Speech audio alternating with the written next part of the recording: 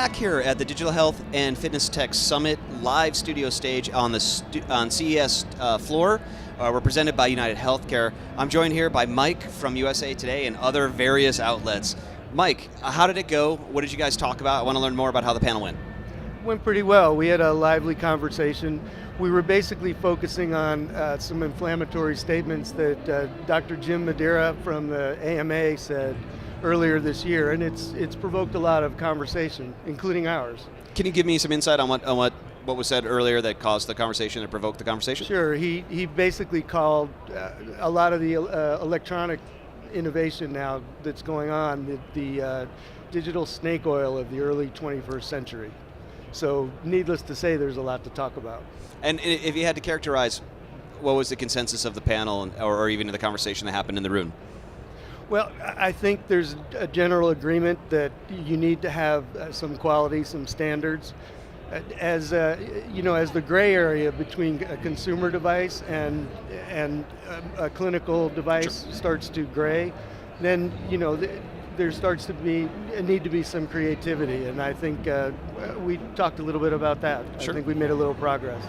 And do you feel there's a sense of any sort of change? It's the promise of digital health and sort of the empowering of the consumer and taking control of their own healthcare and taking responsibility for it has been a long time coming. Do you feel that we're finally there, perhaps? Is it going to happen in 2017?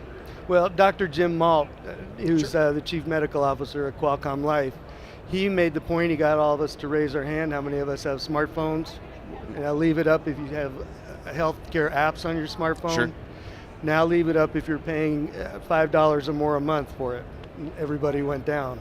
So that's a pretty salient point. Nobody's in this for charity. Right. So it's a business model issue, you think, or adoption? It's all of that. I guess what it says is it's not so simple to free the consumer up. Sure. There needs to be a lot more thought. Sure. So looking forward, what do you see that might come around the bend in 2017 that might actually change the situation at all?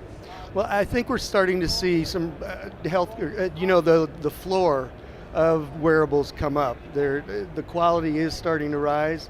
I think we're starting to see some more metrics that are getting better, actually showing some value. And so the challenge will be is to how do we incorporate that into the wellness system, into chronic care system, and of course, ultimately into healthcare. Absolutely. That makes perfect sense to me. Unfortunately, we're out of time to talk more. I would love to ask you a bunch of more questions if we had the time. This is Jeff McCalkus signing off from the Digital Health and Fitness Tech stage here down at the CES show floor, presented by United Healthcare. Mike, thanks so much for taking the time and for your insights. I think that the conversation could go on for hours. Thanks for having me. Thanks.